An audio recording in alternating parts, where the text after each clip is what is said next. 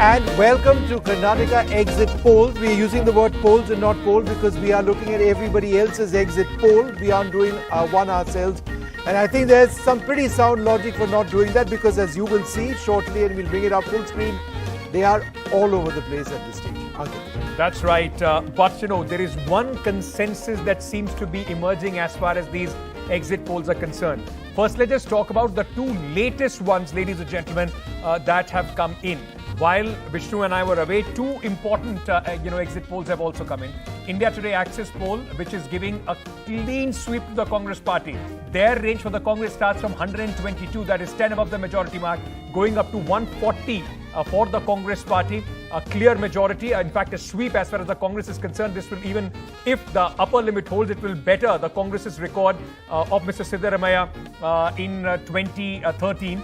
The other poll, which is Chanakya, India TV Chanakya poll, is also giving a clean majority as far as the Congress is concerned. So two more poll giving majority to the Congress, one giving in them a sweep.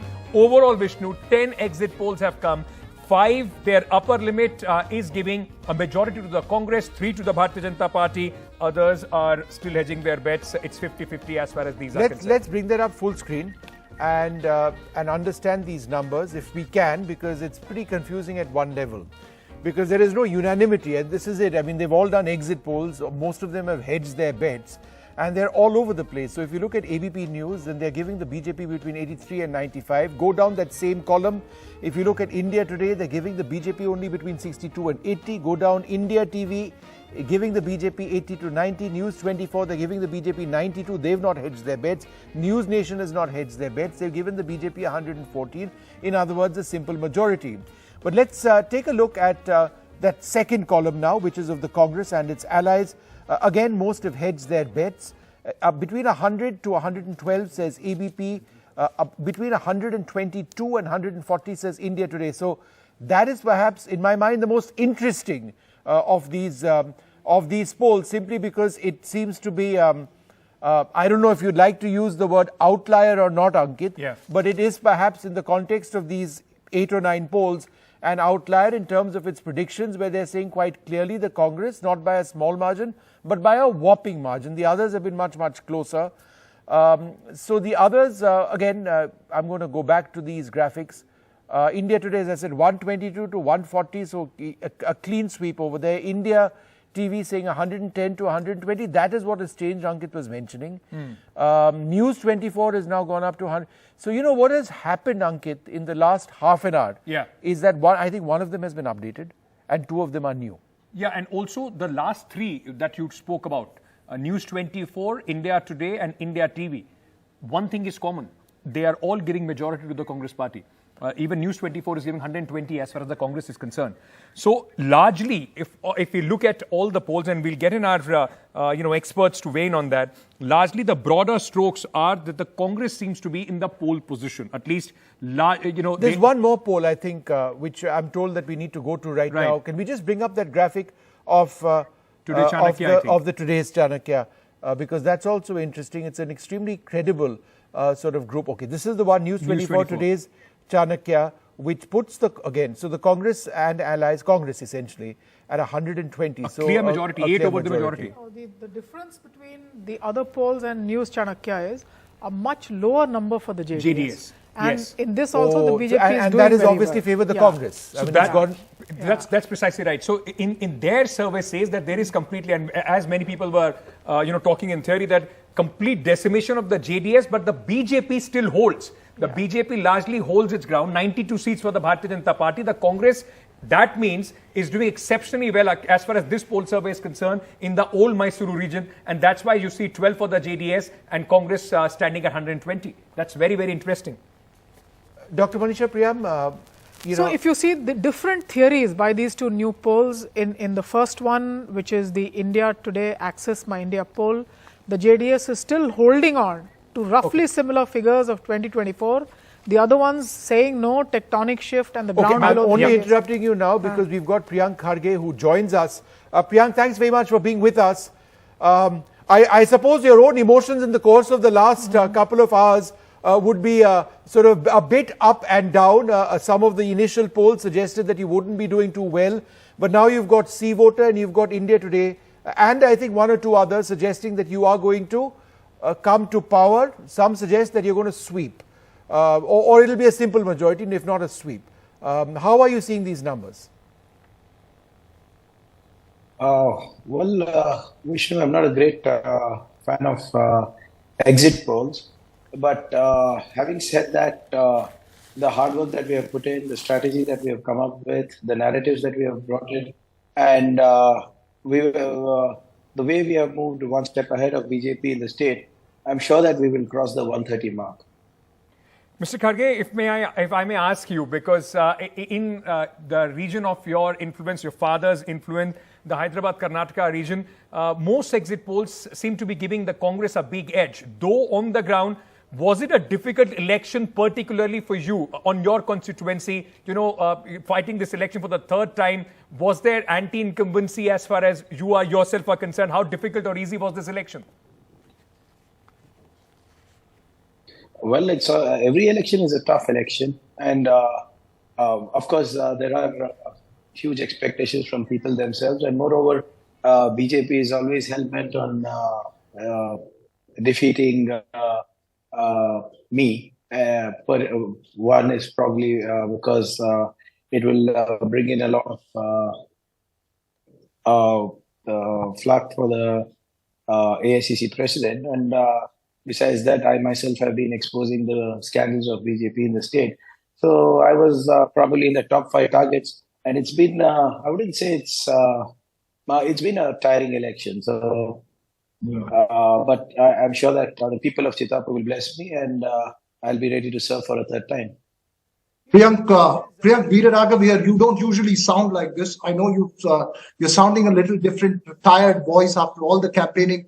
Tell me, some of these exit polls, one is putting you as high as 140. The others predict that you could be below the 112 mark.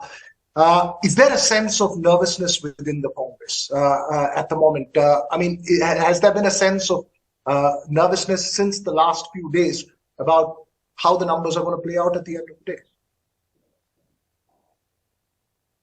No, Raghav, I think we're pretty confident of our hard work. Like I said, we have played all the right notes. We have keyed in the right numbers. The ticket distribution happened very cautiously, and the 5 guarantees that we gave to the people have echoed well with the sentiments that are on the ground. And I'm sure that we will get to 130 and above. Mr. Kharge, if I may ask you, how important is this election? For the Congress president, for Mr. Mallikarjun Kharge? He has been on the campaign trail continuously, son of the soil. That was the pitch that he made Dharti Putra against when the Prime Minister was taking pot shots at the Congress party. How important is this election after the defeat of 2019 Lok Sabha election, his lone defeat?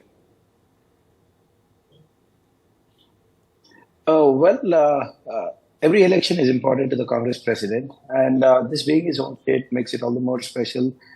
Because I think this is the first election where he's been fully in charge and at the helm of affairs. Whether it was Himachal or Gujarat, he had just come in as a president, and things had already more or less been decided. But this has been his election from the word go. And the first thing that he did was to ensure that we come out as a united voice. There are no factionalism. And whatever had to be decided was decided with complete transparency. So yes, of course, this is a crucial election for him personally, and also for the Congress. It's a very important election, because the road to 2024 is by winning states, and Karnataka will be the first one. Okay. Thanks very much for being with us. I just want to go across to Tom Vadakan of the BJP as well. Priyank, lovely speaking to you. Tom Vadakan, is it your sense now that some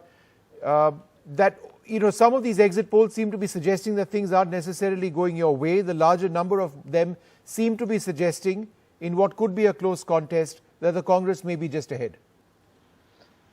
Well, the reality, first, let me thank the voters of Karnataka for having coming out in such large numbers and voting for a free and fair election. That is a reality that has happened. This is a celebration of democracy. Now, as to the question of the exit poll, I differ a lot on, I have to, differ a lot on what I'm seeing on your screen. Because from information that I have from our Karyakartas, is something comparatively very different. And probably this would be a situation where you would have a 2-column story coming out that the exit polls got it wrong. We are forming the government. There's no two views about it. And our reports are that our numbers are correct and we will form the government. Because it's our report card that we have submitted to the people of Karnataka, and the efforts of the BJP Prime Minister, Shri Modi, and the President of the party and our Home Minister, who have been actively involved in campaigning, and the love and affection shown to them in Bangalore or wherever they have had tour programs. It's a very clear indication that yes, we have arrived and we will form the government. Okay, so, it's sometimes it's on the very predictive lines as far as the political representatives are concerned, whether we believe these exit polls or not. Supriya Srinath of the Congress also with us at this moment. Ms. Srinath, quite a big fluctuation as far as the exit poll numbers are concerned, from one giving an upper margin of 140 to the Congress party to few others which are in fact giving BJP an edge. How does this all stack up for the Congress party at this moment? No, so I don't think, if I can see your screen clearly, I don't think there are a few others. I think there's only one survey which is giving the BJP an edge. I really think, having spent a lot of time, a part of a good 1 month in Karnataka recently, having had ground reports, our own internal survey, we will be close to between the 140 to 150 mark. And I have no doubt about it, because we are getting reports now from constituencies, even within Bengaluru. I think of the 28, we are all set to win between 18 to 20 seats. I really think, and I heard the BJP representative talk about his report card, all through the elections, there was one thing that the Congress focused on, which were our 5 guarantees. It was a positive campaign. It was a campaign about prosperity, where we spoke about Greh Lakshmi, Greh Jyoti, Anna Bhagya, Yuva Nidhi, and of course the Sakhi Yojana. That's what we spoke about. We also unmasked the BJP's corruption, 40% corruption. PCM, people sick and tired of corruption, including the Mathadishas, who they were going to, Dingaleshwar Swamy being prominent amongst them. What did the BJP do? The BJP was in government now for 3.5 years. They should have come with a report card. I heard the word report card, and so I'm picking on it. There was no sense of report card. What were they asking votes for? If we don't come to power, there will be riots. If we don't come to power, the Prime Minister will deprive you of his blessings. 1 second, let me finish. There was so much of if we don't come to power. The Prime Minister himself, I've never seen him grapple like that to form a narrative. He started with 91 name calling, then he went to Atankwad, then he went to Rajiv Gandhi, then he went to Tukar. I mean, what was the Prime Minister talking about in Karnataka? He has presided over the most corrupt government in Indian history, which is the Karnataka government. He is in the doghouse as far as okay, Supriya, the elections are over. What was the Prime Minister Supriya, my friend, the elections are over. Now we just have to wait to see what the results are. But I was interested in knowing something. I'm very happy to have humor. But this is what we fought elections on. No, but Supriya, hang on a second. Let me ask you this question, because I do believe it's important what you just briefly alluded to, that the Congress has done an internal sort of study post the voting. Is that right? And if so, what is it that you believe that you're going to get? We are going to get seats anywhere between 140 to 150. And you're saying, but this is something you would have expected even earlier on. Or are you saying today on the basis of... No, but I think after the voting is done, we speak to people, we get a ground sense, and our own internal assessment. I'm not going to call it a survey, we are not pollsters. But our own internal assessment is that we should land up with between 140 to 150, a comfortable majority government, one that is going to deliver on the promises that we have promised to the people. Veera Raghav has a question. Veera, go ahead. No, I don't have a question, but 140 to 150 is a sweep last seen 1999 under SM Krishna's leadership, and before that, when Virendra Patil led the Congress to power. So that seems like a huge confidence, but is there a sense of nervousness that some things could go wrong in some places, or is there a sense of absolute confidence? absolute confidence, and I hate to sound overconfident ever because I've been a journalist just like you before. I hate to sound overconfident. I never want to get it wrong, but there is an absolute sense of calm because we know that we led a good campaign. We know that we went to the people with their issues. Whatever we picked up during the Bharat Jodo Yatra leg of Karnataka for those 15 odd days, all our promises were based upon that. The fact that Mr. Mallikarjun Kharge comes from Karnataka, the fact that Rahul Gandhi was speaking the language of love and non-violence, the fact that Priyanka Gandhi was questioning the Prime Minister and his preposterous statements, I think it all worked magically together. But I think the biggest reason for our win will be we put people first. Okay. And we unmasked the BJP. Priya, now you have virtually given us a victory speech, my friend. I think you'll still have to wait until, I think you're going to have to wait a little bit and let's... We'll be back again. I'll be back on the 13th to give the same speech all over again. Okay, with more fervor. Okay. With more fervor. All right. Mr. M. Arivalagam of the JDS joins us. Thank you very much for being with us. You know, the JDS is in an interesting position. If you look at the JDS numbers, some are placing you just over 30 in the upper range, but generally speaking, you are within the 20s. Do these exit polls broadly match your expectations? No. Actually, exactly. Even last year also, last election also, almost all the exit polls are given around less than 20 for us, and we have got around 38 last time. But this time still, definitely the people have voted for the regional party, 100%. We will be in power on 13th. No doubt in that. Congress is not going to come, even BJP is not going to come. Only one left over. 130, the simple majority definitely will be getting. The JDS will be winning 130. 113 and a simple majority of 113. No, but sir, so that would basically mean that JDS will do the overshoot the best Congress performance the that they have had ever in Karnataka. It will have to be double. It was 67 if I'm not mistaken. The only one leader in Karnataka who has went to the doorsteps of all Popupellis, our Kumarana, the same candidate. He has went to almost all the villages, past 5 months, almost all the villages. When you look into BJP and Congress, they didn't do. That's true. I mean, Mr. Kumaraswamy may have worked hard, but Amitabh Tiwari, if I may bring you in at this moment, even with the polls which like Vishnu was saying, that as an outlier, let's say Access My India, largely the victory of the Congress or the numbers of the Congress are coming at the cost of the JDS. The BJP still seems to be holding that around that 80 mark in most of these polls. It does seem that this election became a bipolar election where, if we go by the numbers of Chanakya or let's say Access My India, where JDS has lost the control of its traditional bastion.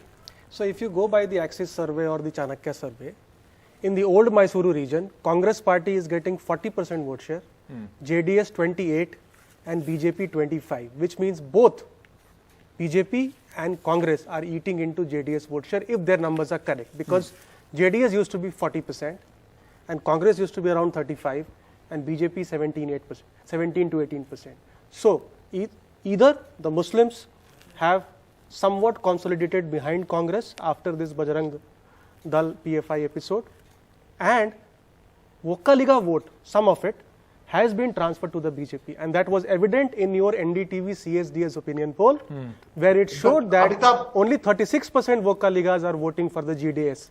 Never it has fallen below 40%. Go ahead.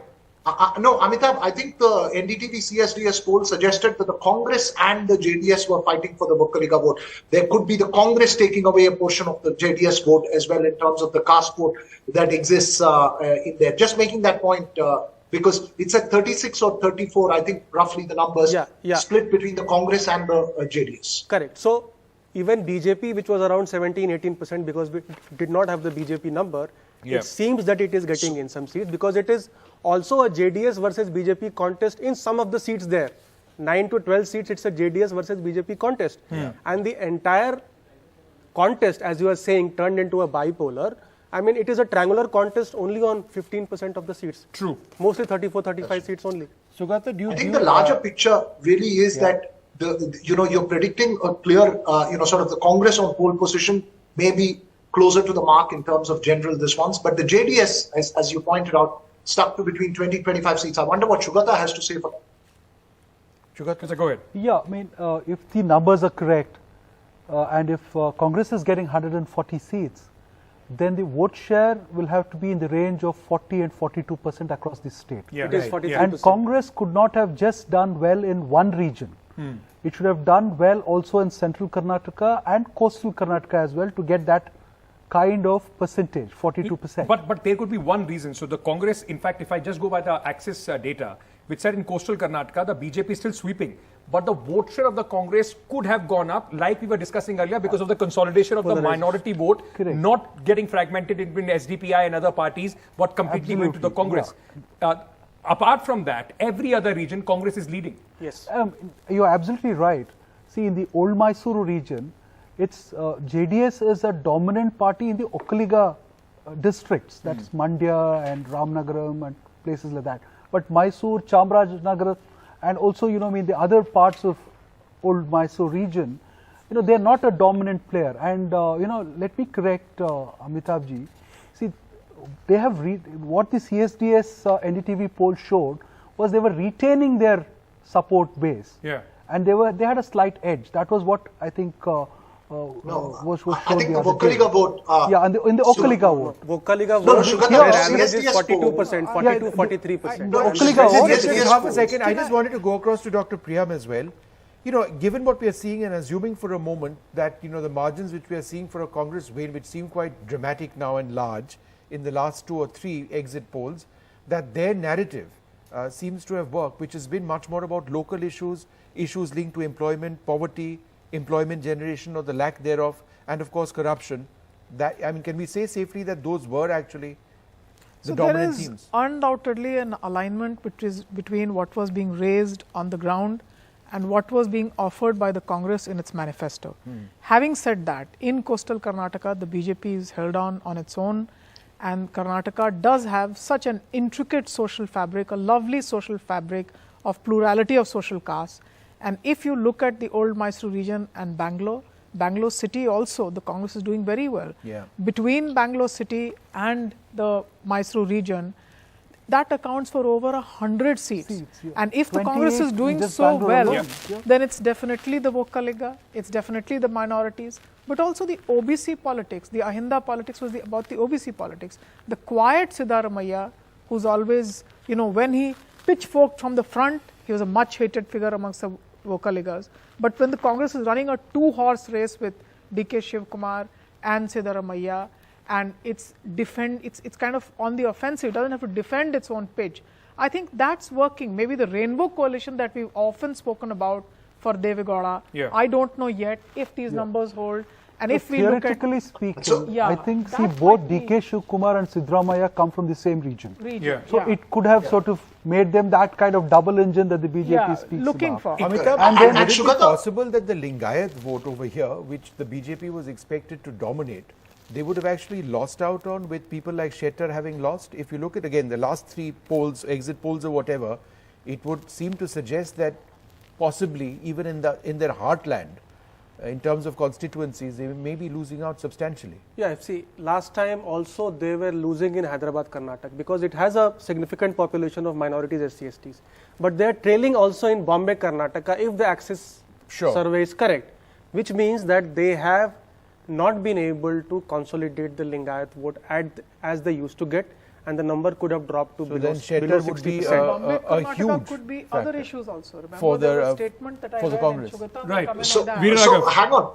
No, here there is something interesting. I think what Manisha was pointing out, and Shugata also agreed, was very important, that both Siddaramaiah and DKS from the same region, representing contradictory voting blocks. Right? And interestingly, Manisha, when I was on Siddaramaiah's campaign trail, someone pointed out, when I asked them this question, someone pointed out, you are forgetting that Siddaramaiah was once with Devegowda. Right. Siddaramaiah was once. Veera, just half a second. We've got Tejasvi Surya joining us. Member of Parliament, Bharatiya Janata Party from Bengaluru South. Tejasvi, thank you for speaking to us. I want to start by asking you on the last 3 surveys which have come out at this moment. which are giving Congress a very, very clear edge over the Bharatiya Janata Party, a clear majority as far as the surveys are concerned. That is Chanakya, Axis, and also News 24. Can I ask you and understand from you, despite the Prime Minister's roadshow, it seemed that there was a concentrated effort by the Bharatiya Janata Party to ensure that at least in the Bengaluru urban pockets, you sweep or at least you get more seats than last time, backing on the Prime Minister's charisma. If these three surveys hold true, even in this region, the Congress is far ahead as far as the BJP is concerned. Well, I would ask you, and I would also ask the Congress party to not start celebrating prematurely, because the voter will speak his real voice. His real voice will be heard on the 13th of May. And I can tell you with a lot of confidence, after having collected and collated a lot of inputs from our ground level Karyakartas, I was traveling to at least 100 booths all day today and have interacted with all of them. And I can tell you on that basis that we are performing very well all across the state, and we are performing exceedingly well in Bengaluru, and we will even be adding to our tally in Bengaluru.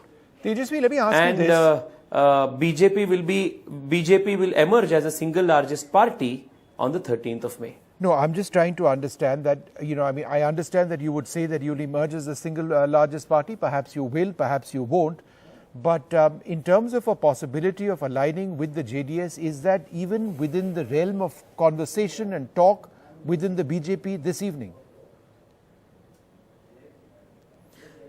We will speak about all of these things on the 13th and after, because till the 13th, based on your exit polls, I wouldn't want to comment on anything, because on the basis of the inputs I have received from our Karyakartas, we are forming a majority government. And Tejasvi, is that input after the voting? In other words, has the BJP done an analysis of different regions post the voting today? Well, this is what I have gathered after I have spoken to our Karyakartas sitting at the booths. The party is still in the process of its collation, and that will be done by, today night, and tomorrow by afternoon, that process will be complete. But insofar as I have spoken to all our Karyakartas who are manning the booths in different parts of the state, this is what they are saying. They are very optimistic. They are very upbeat. They are saying that the kind of voter turnout they have seen is something that they had witnessed last during the Lok Sabha elections. The higher percentage of polling that has happened in areas where the BJP is strong. Therefore, they are very confident and upbeat. So we are confident on the 13th. May I just quick last question to you, Tejasvi. And we are just presuming, according to these numbers, if these numbers hold true and the Congress does have an edge, at least as far as these numbers are concerned, would you agree that the narrative that the Bharatiya Janata Party was trying to build, that narrative perhaps did not work, be it the Bajrang Bali issue or in fact the other national broad strokes that the BJP was trying to play at? Why do you want to do a post-mortem when the person is still alive and thriving? We will speak about all of these things on the 13th of May, and I am very confident that on the 13th of May, the BJP will be forming a full majority government in Karnataka. All right. Tejasvi, we'll wait for you on 13th, and hopefully we'll have another conversation. 100% actually there is a body to 13th. do a post-mortem on the table on May 13th. Thank you, Tejasvi Surya, for joining us at this moment. A quick break. Our analysis of these numbers continues after a short break. Stay tuned.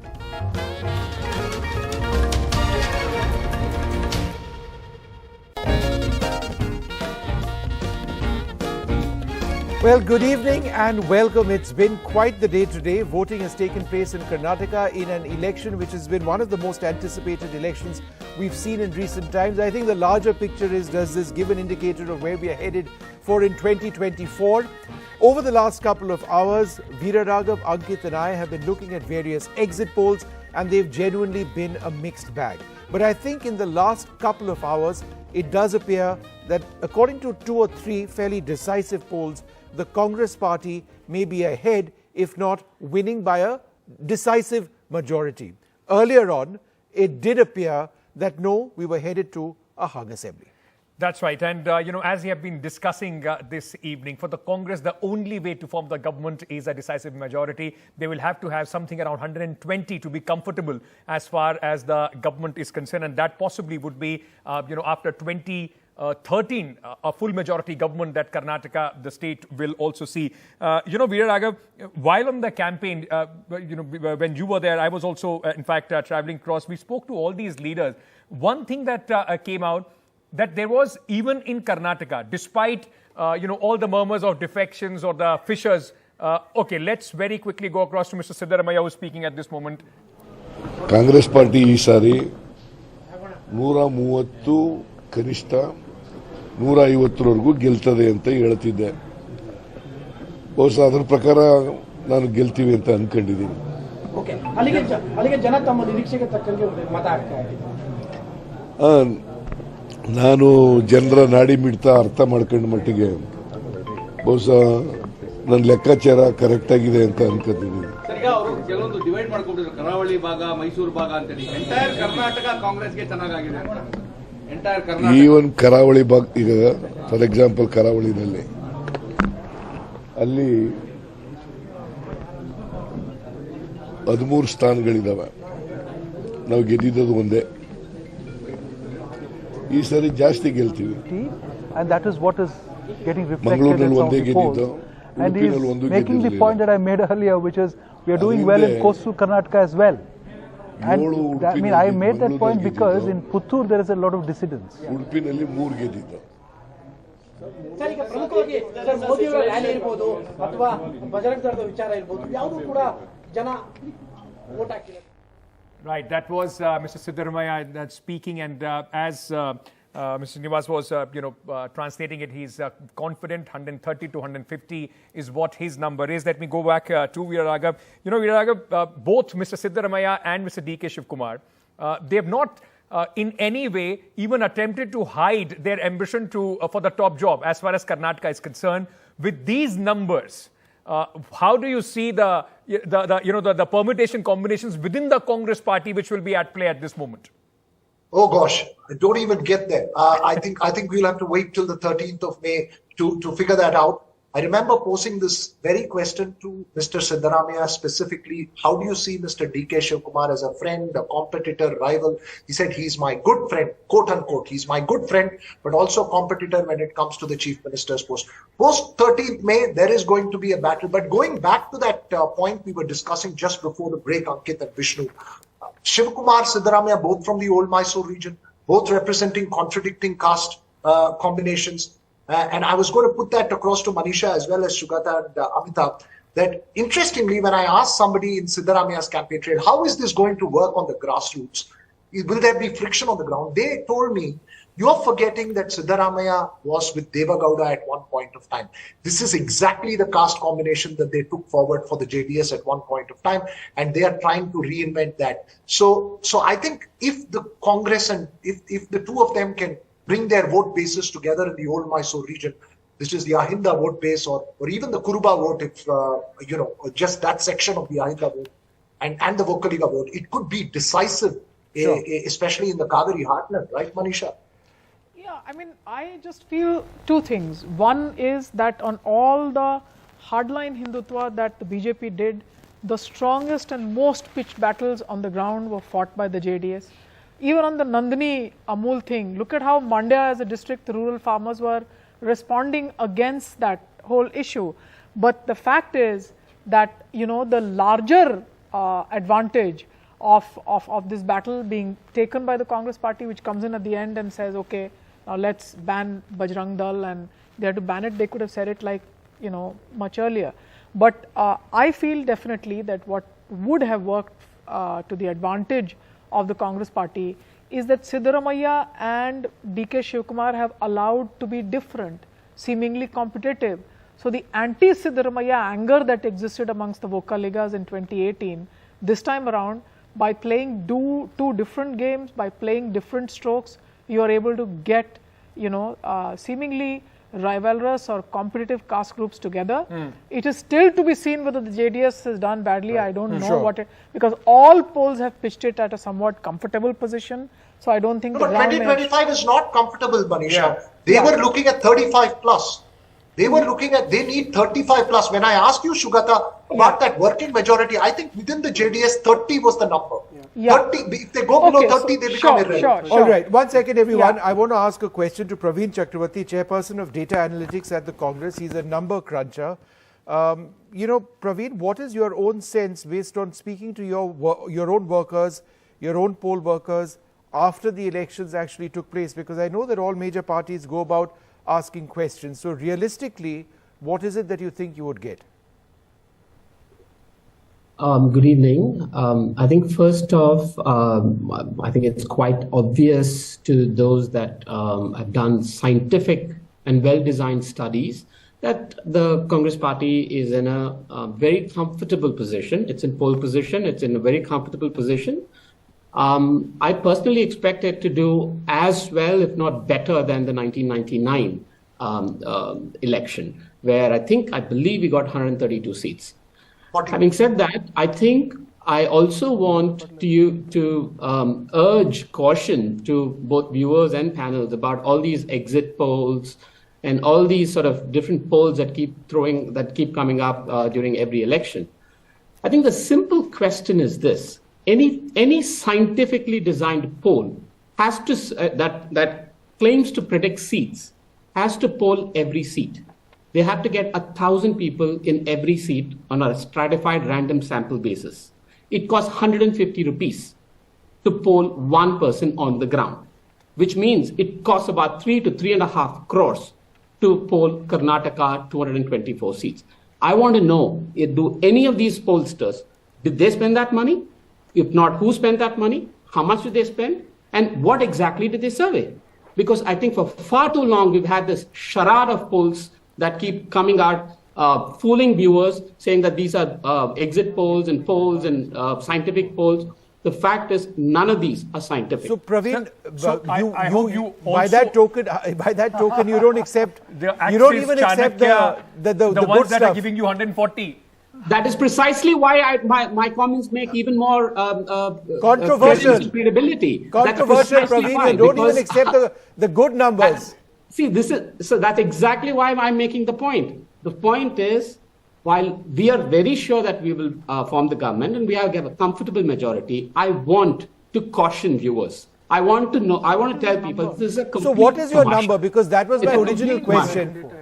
See, Vishnu, you will know in 2 days. I don't think, Why not? I am asking you, please answer. You are the data cruncher. You have a number. We are television journalists. We like to break the story before it breaks. I have to ask you that question, I know Praveen. television journalists like to create tamasha. I understand that. But I'm saying this is a serious but it's a serious question. It's a serious question. I mean, what do you believe realistically you would get? Because your answer to that question is important. Do you believe it's going to be very close? A simple majority Vishnu, in alliance?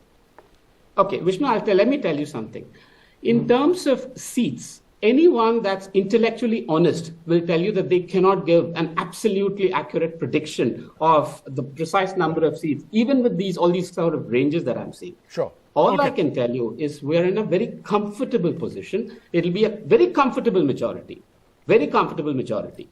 So now, what is the exact number? I think it's a fool's errand to go and assume that anyone knows the exact number. All right, that's quite interesting. Praveen, you are actually hedging your answer in as much as these exit polls have hedged their polls. I told you I don't consider any of these exit polls. Take any of these exit polls seriously. Right. It seems neither Ankit, Veera or I are not getting anything out of Praveen tonight. Vishnu, maybe we should just push Praveen.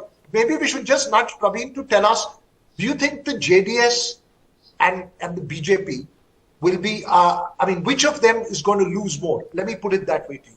Which of them is going to lose more in this election? Lose more in terms of vote share? Vote share and seats. I think seats we don't know. See, in Indian first past the post elections, especially when there are more than two parties, votes to seats is a very complex translation. Okay, so the first, in terms of vote share, I think the BJP is going to take a complete nosedive. Okay. So, but let me tell you, at this moment, the discussion is around the exit polls. Those are the numbers that we are discussing. Even the Axis My India poll, which is giving a Congress 140, that also gives a 3% jump to the Bharatiya Janata Party's vote share from 36 to 39%, though it's keeping the Congress at more than 42%. Jaiveer Shergill, is your analysis of these numbers as cynical as Praveen's was? Or are you fairly tilting towards few numbers which are giving the Bharatiya Janata Party a clear majority? BJP lives and breathes reality, and BJP keeps us up till the last vote is counted. So let me tell you 2-3 things on your numbers. Number one, the entire dominant sentiment in Karnataka is, and the voice in Karnataka is, ye dil mange BJP once more. And this will pan out to be a reality on 13th May. On 13th May, you will see a chief minister from BJP and the leader of opposition from the Congress party. And now coming specifically to the numbers. Both the numbers which are predicting a comfortable majority for the Congress party, and I don't want to name specific polls, predicted 118 to 20 seats, 120 seats for the Congress in 2018 and 78 to 80 seats for the Bharatiya Janata Party. But the results were 104 for the BJP and the Congress was at 78. Now, my point being is this. The BJP, the Congress today, Mr. Praveen, who I have interacted, I know him, he's a wise man. But today, Congress camp is not ready to accept any form of victory because they are abreast with the reality. I'll give you a small statement. By the noon, before even the polling ended, before these exit polls were showcased on every TV screen, the Congress is already crying Operation Lotus, that BJP is trying to poach the MLAs. Congress, even before the results are declared, don't trust their MLAs, then how can the people of Karnataka No, but if you are talking about Operation Lotus, is the BJP at this stage, I don't know, looking closely at hotel bookings, reservations, friendly politicians, that sort of stuff? Not necessarily in Karnataka, possibly in Assam, who knows? Vishnu, speaking from the facts, it is the Congress camp, Mr. Priyank Kharge and another Congress leader who spoke about Operation Lotus. And to your question, are we looking for hotel and resorts? Yes. For the swearing-in ceremony, Bharatiya Janata Party is looking for hotel and resorts. Okay.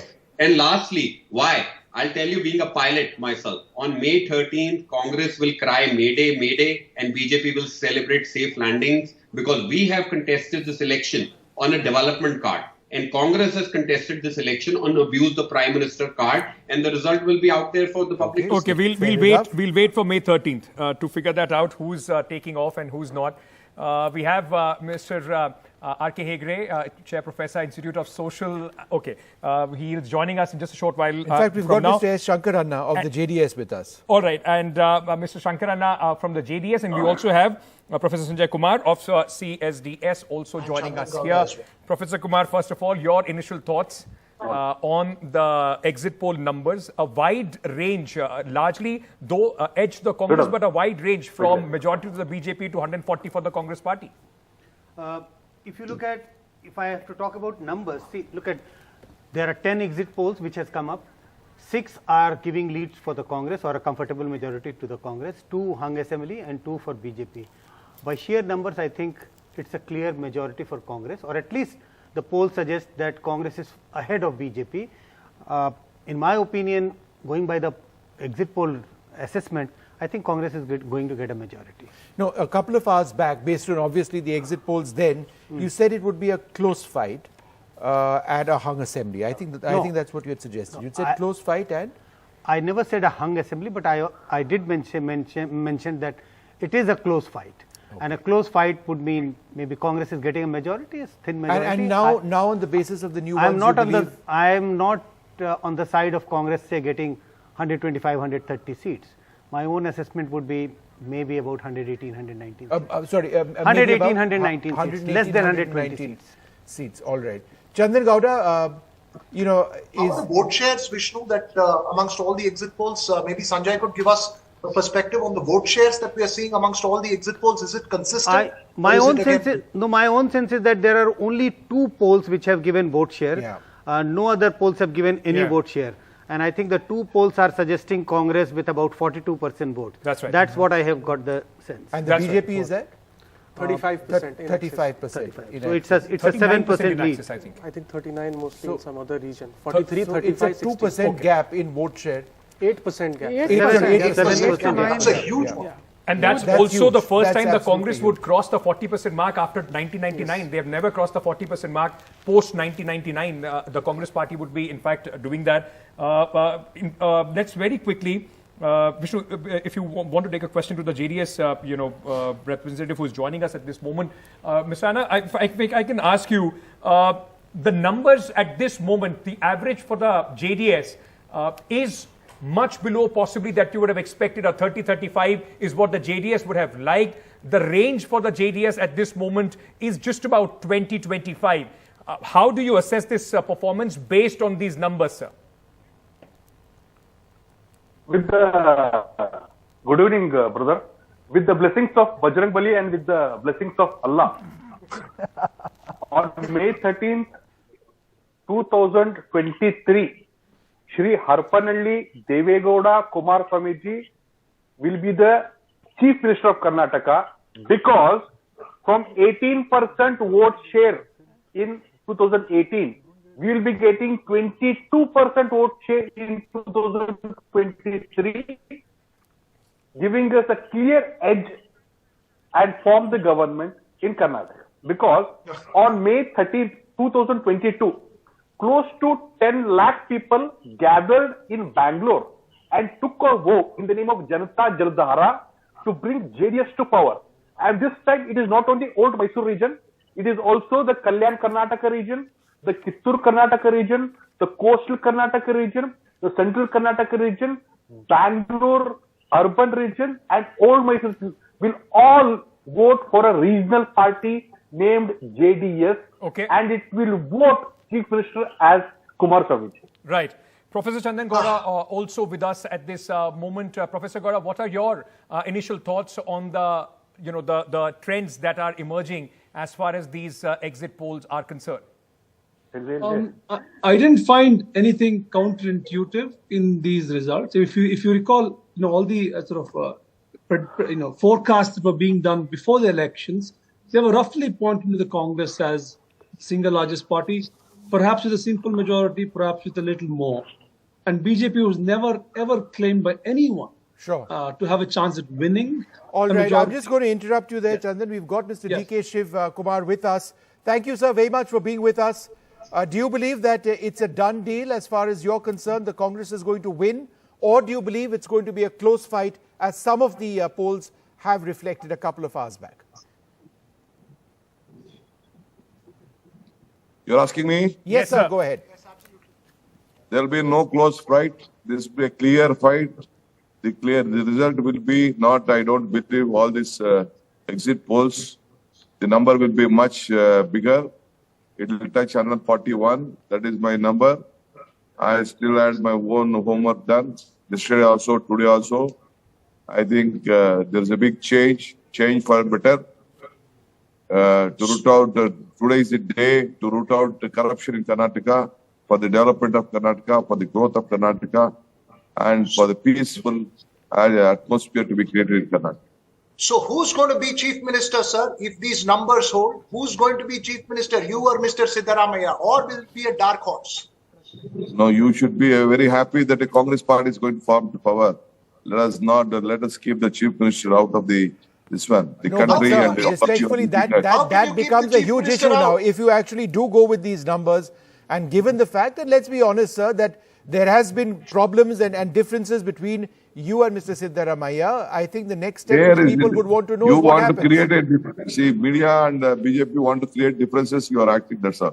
Where is the difference? Last 3 years, there is not even a single incident where we had any differences. What differences? I asked on the campaign trail, sir, I asked you and Mr. Siddaramaiah this question. When I asked him, how do you see Mr. Shivakumar? Do you see him as a friend, rival, or competitor? He said he's a good friend who will be a competitor for the Chief Minister's post. Now, given that the elections are over, is there, that camaraderie that both of you showed, is it time to end that, and is it time to start your calculations with it? Have you started your calculations with it?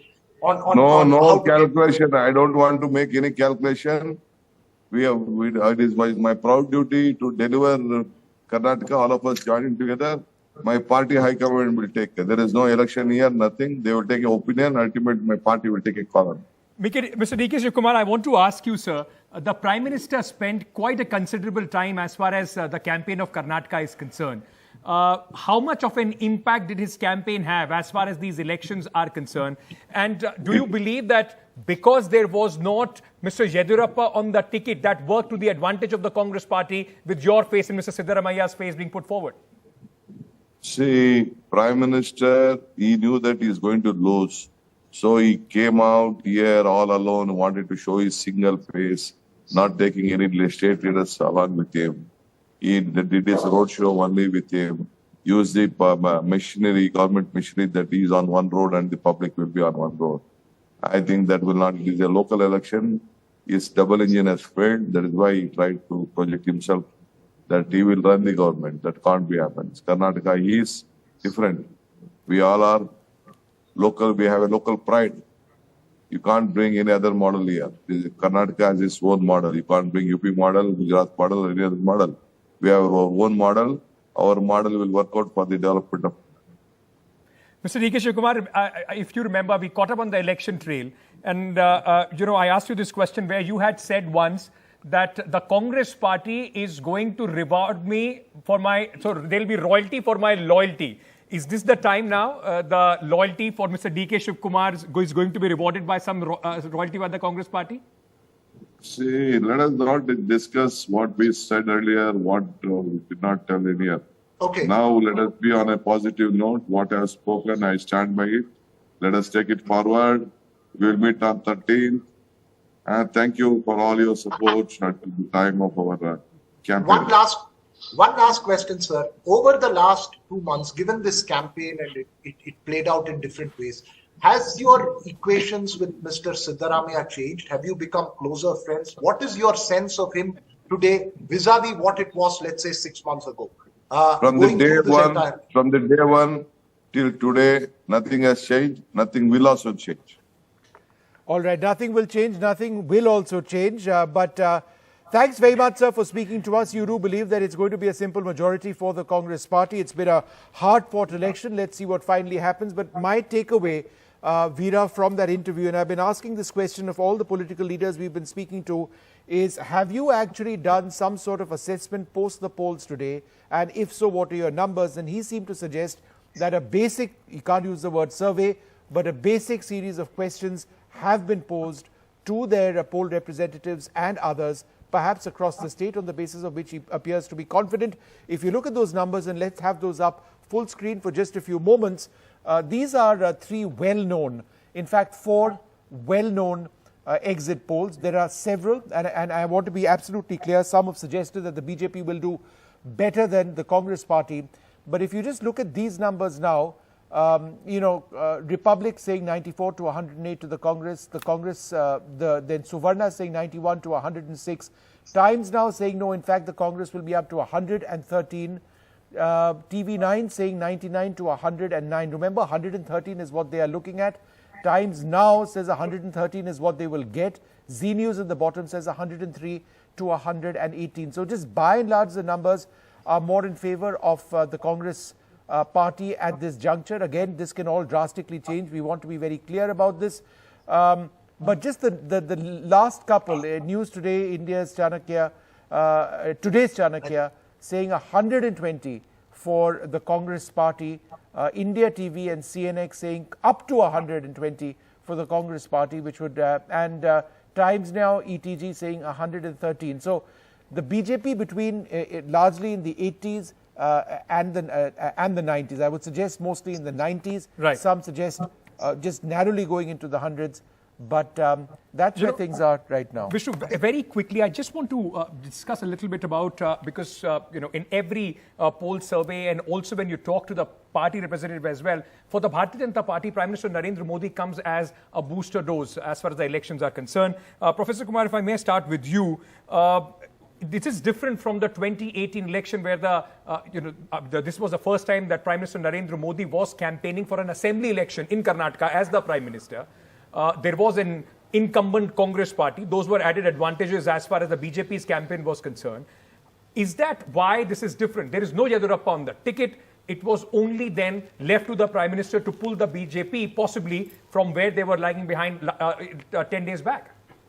From whatever ground reports we were getting or hearing when I visited Karnataka, there was a sense that BJP is a very demoralized lot. In a sense, party workers are demoralized, and there was a perception that BJP is losing this election. I think what Prime Minister Modi's campaign has been able to do is to lift the morale of the party worker and bring at least BJP into the contest. And if we go by the exit poll assessment, I think Prime Minister Modi was able to bring BJP into the contest, and that has resulted into BJP getting somewhere in the range of 90-95 seats, what exit polls are predicting. If Prime Minister Modi had not campaigned, but there's no question of he not campaigning. He is the Prime Minister, and he has been campaigning for the party in the last so many elections. So if suppose there was for some reason he has not campaigned as aggressively as he did in Karnataka, maybe BJP's performance would have been slightly less compared to what is being expected as of now. Jaivesh, would you like to come in on this? I mean, for the Bharatiya Janata Party, then it becomes, one trick situation with put the Prime Minister's face and hope that things will turn around. His charisma, his popularity will pull the BJP even in difficult situations, as the BJP was in Karnataka with anti-incumbency also beating down its back. Well, see, let's not forget one. Apart from being the Prime Minister, Narendra Modi ji is a true soldier, true karyakarta of the BJP who has a vision, the dream, the gumption, the aggression to expand have a BJP footprint all across India.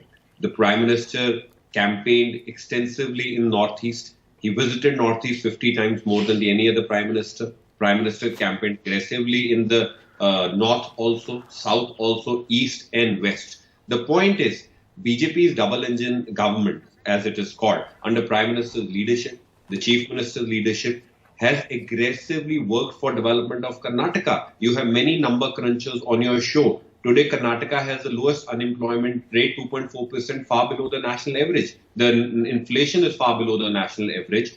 Prime Minister has done 19 rallies. BJP has held 9,237 public meetings, 9,037 Nukkad Sabhas, 1,377 road shows. Jaivir, a quick question. A quick question. If BJP wins, who gets the victory? And if BJP loses, who is to be blamed? Because you mentioned how much Prime Minister has worked. Listen, I'm a lawyer. I answer on facts and not fiction. BJP losing is a fiction and a daydreaming. BJP winning is a fact. So it's a fiction at this moment as well, sir. No. A BJP winning is a fact, I'm telling you. As always, Prime Minister works for the nation 365 days, 24/7. The BJP credit of victory goes to each and every karyakarta of the Bharatiya Janata Party, as the Prime Minister has always said. Javir, good that you said you're a lawyer, not the judge. Otherwise, I would have to take that as a fact when you said the BJP winning is a fact and Congress and BJP not winning is fiction. But Veera Raghav, will the blame be then on the shoulders of Mr. Bommai? I think if they win, it is taken away by the captain. If they lose, the poor man on the field will have to take that blame for it. But well, let's see what happens. I think really the question now is shifts focus, given the exit polls and the kind of prediction, indications that seems to be coming out, Ankit. Sure. The focus shifts into how this is going to play out. I mean, it's because it's a large margin that we are talking about. And we're not looking at a it is indeed a large margin. Veera Raghav, I'm just interrupting you because we do need to take a short break. We are going to come back and towards the end of this program start wrapping up what these exit polls actually do tell us, and then get our expert views, and then let's wait till the 13th, and hopefully we'll have a government in place after that. We don't want a hung parliament. That means a lot of work for journalists. We'll take a short break. More coming up.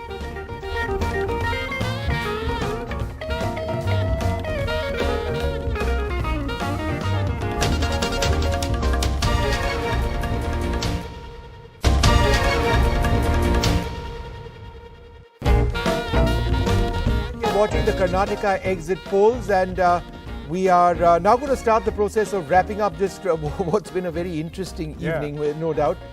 In case you've just joined us, let's have these numbers up full screen. I'm not going to read out all of the exit polls because frankly there are quite a few of them.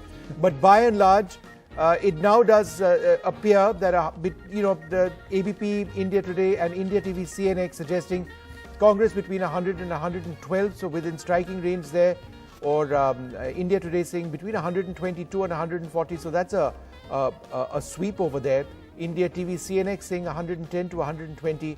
Again, News 24 that also would 120 be, for the Congress. Oh, that's right, and that's India.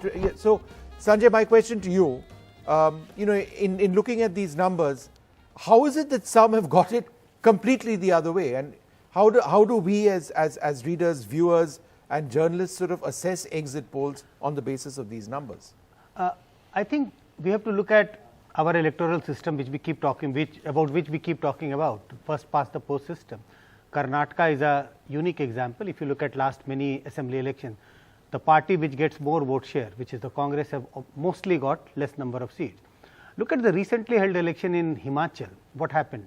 The vote share difference between Congress and BJP is very less. Look at the seat share difference, huge. Something of that kind seems to be happening in Karnataka also. My own sense is that while we don't have good sense of the vote share estimate of all the exit polls, but my own sense is that the gap between Congress and BJP in terms of vote share is sizable. When I say sizable, it should be about at least more than 5%, 5 to 6 to 7%. And the seat share conversion, which all these exit polls are doing differently. Some pollsters are playing safe, they are being conservative, and some are playing like T20 match. Hit karo, agar lag gaya to achhi baat hai. Let's just start. Dr. Priyam, the surveys are now out. Of course, the actual result would be on the 13th. What would one key thing that you would be looking out from these surveys, and what would you be, watching out when 13th comes as one key factor of swinging this result one way or the other? So, as my dear friend and senior colleague, Professor Sanjay, has already told us, the first thing is, don't believe the numbers and distinguish between the numbers. The vote percentages may be right, but the vote to seat projections leave everything to imagination. Right. So I would still look at the results, and as the results come out, I will have a childlike anxiety to see which one of those candidates. You remember when you follow a game, you try and follow a team. So which one of those that you thought, and you'd hedged your bets with, how well are they doing, how badly are they doing? Certainly for me, as an outsider, when I go to Bangalore and to Old Mysuru, my research area, these will be my two areas that I will look out for. Match what you sort of had in terms of your own research, in your mind, your own analysis? Do any of these conform to what you believe would be? I'm asking you basically what you... So I would say that I had thought the Congress will do well, which a lot of them are saying. I had thought the JDS will do slightly better than this. So, and that may be because, I'm just so heavily stuck with the Old Mysuru region that that's the area that kind of rings with me. I understand a lot of it very much. I understand the politics of reservations a lot more than a lot of us around. But the one thing that I wanted to add for a long time, I haven't heard the words or the names respected Shri B.L. Santosh, respected Shri C.T. Ravi. Now, this respected Shri Prahlad Joshi ji, this was a hand-picked team that the Prime Minister has had. Mr. Basavaraj Bommai, a man from their own chosen team. So I would say from the word go, this has been an election that's been run by the BJP at the center. It's a new BJP in Karnataka. And let's not change the question by saying, okay, we had a topping on the cake and that's how it changed. If you ask that question, then I'm going to ask my esteemed professors, who I respect very much, to do a geographical correlations between how many rallies in which areas and how's the BJP performing in those areas. Shugati had a point to make, go ahead. No, Vishnu, my point is that this particular, if the exit numbers are correct, then it breaks a pattern, which is Congress has always done well or come to power, say 89, 99 or 2013, only when the opposition is splintered. 89, it was the Janata Dal splintering, 99 again Janata Dal splintering, and 2013 it was the BJP splintering. Now in 2023, no such situation exists, so something has basically altered, something has basically changed. And the other point is that the Congress should be getting anywhere around 42% to claim those numbers. Otherwise, I don't think those numbers are correct. I think quick point here. Yeah, go ahead, Veera. to Manisha as well. Manisha, I get your point of the campaign being run by Delhi, but would you agree that the campaign, while Delhi wanted to run the campaign, and I mean, since the time Yediyurappa was asked to step down, that was a decision perhaps from Delhi. Since then, there has been 2 steps front, 1 step back. It was not entirely run, because when you talk to some of the people on the ground, they say a lot of Yediyurappa's candidates have been accommodated in this whole process. So perhaps it was not entirely run by one set. Was that really the conflict within the BJP? No, I'm saying, I'm in fact not talking of a conflict. I'm saying there was a highly aligned central party of the BJP. Remember the tickets. Remember when the Shettar issue happens, it's raised, it comes back to Delhi. Now, we didn't see that culture before. So all that was happening here. I also saw the fact that when the ticket distributions happened, BJP was one of the last to announce the tickets. So good, any national party would want to run from wherever they want to. Okay. But I saw it as a highly aligned process. And to that extent, you know, all the benefits of having a good central party organization. There is one very important update which is coming in at this moment. The provisional voter turnout numbers are out. 72%, just 0.5 then last, but I think there will be an addition of at least 2 to 3% in this as well. So because, basically it's the same as last time. Yeah. No, it will go further. It will go further up, Vishnu. Yeah, it will be 2% more, not very significantly, but it will go slightly up because there have been voters those who have been inside the polling booth post 6 p.m. as well. But Postal ballots also. Postal ballots, Amita, but we were talking about something like Sugata was saying, something has changed. Is that change the kind of campaign that we saw the Congress running, a hyper-local campaign, that possibly has clicked more because it was an assembly election, not a national Narendra Modi election that the BJP then tried to make it? See, Congress has learned its lessons from the 2018 victories. Only 3 states Congress has defeated BJP, plus Himachal again. No CM candidate, tight ticket distribution, local campaigns, don't attack Modi. Only in the last they have deviated. If you see an average of the midpoint of the numbers you are showing, 109 is Congress, 91 is BJP, and 24 odd is JDS. Now I have the caste-wise support numbers of Axis which we were discussing. 88% Muslim vote for Congress. I have not seen 60 to 65% more than that. If the numbers are true, then there is a massive minority consolidation. Vocaliga stays with JDS 46%, but BJP is the number 2 party with 25% support of Vocaligas, and Congress is now 24. And amongst Lingayats, BJP continues to be a dominant player with 64% voting. Is that a reduction? Male-female, on the basis of people like Shettar and all leaving? Yeah, then not major impact, it seems. Not major. And male-female, Congress has a bigger lead amongst the females versus males, while it's opposite. So that means the cylinder campaign, yes, which means the Graha local Lakshmi campaigns. scheme, all those schemes have worked with the women. It has five guarantees seems to have worked, and the price rise, the LPG cylinders promise seems to have worked with the women. Okay, Professor Gowda, if I may also bring you in, for your final comments, does that somehow mean that the entire Bajrang Bali issue that people were talking about, somehow, as we were discussing it earlier, it doesn't seem to be something which the Congress did mention it by mistake, possibly something that the Congress did by design, that they wanted the minority vote to consolidate behind them, not get fragmented with the JDS and the SDPI in the coastal regions? Yes, I mean, this was my reading as soon as I heard about it. If you recall the last time, its predecessor claim was JDS was the B team of the BJP being said by Rahul Gandhi.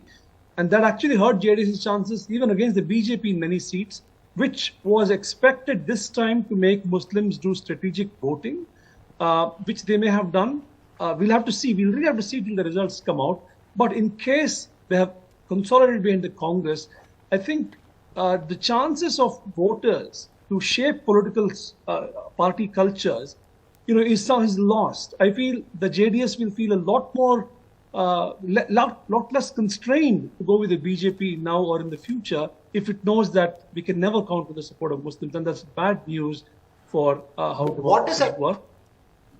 What does that mean, Chandan? Quick question: if these results hold, and yes, there's a big if these results hold, and I'm talking of the upper extreme for the Congress, to both Chandan and Sugata, does that mean that we are looking tactically at Karnataka heading towards becoming a two-party state rather than that of a triangular state, or at least two-way fight state. Yes, JDS is survival. That's a very real possibility, and we'll know it soon enough since the Lok Sabha elections are a year away from now. Although I would still like to think that Mamata Banerjee and KCR and, Janata Third has expressed support for a left-front government. It's supporting CPM in 4 constituencies. All of these are factors that will continue to not allow it to align with the BJP that easily. But, there is Devegowda and there's HD Kumaraswamy, which we believe, there is a difference in how they think about aligning with the BJP. But the bigger question is important, Veera. This could mean that, and many, many people said a full majority of a Congress means BJP is happy that the polarization scenario is actually close at hand and JDS might get absorbed because it can't sustain itself for long the way it is. Okay. But I would still hold off on any sense of pessimism setting in. You still have... Right. Okay, Chandra, half a second. I just wanted to quickly go across to Shugata. Yes. How is this entire battle between DK Shivakumar and Siddaramaiah going to play out? Because frankly, that's the next battle at this stage, it appears. No, they have not been the greatest of friends, certainly. And the Congress has been staging a lot of, they're trying to harmonize and camaraderie. And they're both sitting together and discussing strategy. So they have sort of gone an extra mile to demonstrate that these two people are willing and are going to work together. They've reconciled the differences. But personally, I feel the last ball will be bowled by Kharge. Right. Yeah. He is the third most important factor in the Congress game. And I think I don't think we should take our eyes off Kharge. And the last thing that the Congress would want is more infighting. We're seeing plenty of that at this stage. Even in an hour of victory, if we are to see that sort of situation, Kharge's wishes will have to be respected. The question is, Vishnu, I think Kolar was a classic example of the internal dynamics there. That Siddaramaiah wanted a second seat and he was denied that. Since he came into the party, he has had an aggressive growth path. The old guard was sidelined. I don't think the old guard is going to sit down and look at Siddaramaiah alone at this time. If these numbers hold. And so there's a dark horse? Is that what you're suggesting? Sorry, there is going to be a tussle for it, and I think it's going to be a delicate issue. I also would like to look at Varuna very closely. What's going to happen in Varuna? Siddaramaiah is never known for winning with a very big margin. So I would like to focus on Varuna on the 30th. We could see another rotational CM promise by the Gandhi family. I don't think so. That is happening. Which may not be fulfilled again. But they have paid heavy price for that promise. They have been too much more. Rajasthan already still feeling the singe of that. Siddaramaiah is way too popular. 40% versus 4% your survey showed. Way too popular. That's true. That is true. Go ahead, Veera. I'll just put a proposition quickly to you, Vishnu, as well as Sugata and Ankit, and tell me if this is right. If the numbers are closer to 112, then there is a greater chance for DK Shivakumar to hold the fort. If the numbers are closer to 140, then it's anybody's game. Would you agree? I don't think Siddaramaiah would be willing to give that up one way or the other. Professor Kumar. If the Congress is coming to winning these elections. These numbers, Professor Kumar will stick to numbers. I think DK Shivakumar will probably be on the back foot. You have inside stories, I don't have. Professor Kumar will stick to numbers. Nothing on that. But Professor Kumar has the secret story on that as well. Sugata, if you want to take that. If the numbers are closer to the majority, advantage DK Shivakumar for the top I will still say Kharge is the final authority on that. All right.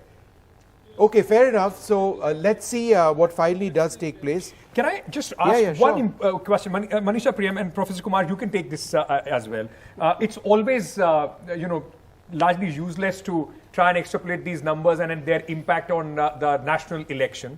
But it's an important narrative that will start building up from here on.